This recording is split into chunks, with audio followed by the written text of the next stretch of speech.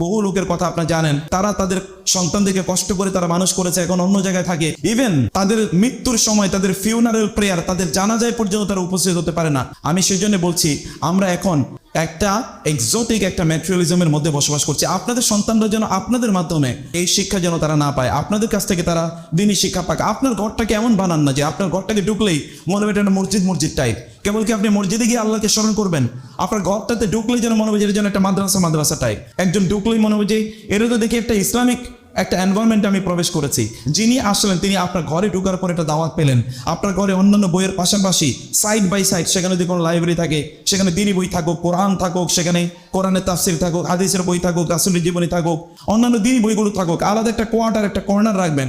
ওইখানে গেলেই তারা মনে করবে না আমি একটা ইসলামিক কর্নারে এসে, ওদের একটা ফিল তৈরি হলো, একটা অনুভূতি তৈরি হলো। ওইখানে গিয়ে তাকে নিয়ে কোরআন তেলাওয়াত করুন, তাকে নিয়ে সেখানে গিয়ে রাসূলুল্লাহ সাল্লাল্লাহু আলাইহি ওয়াসাল্লামের জীবনী পড়ুন, সাহাবায়ে কেরামের জীবনী তাদেরকে বলুন।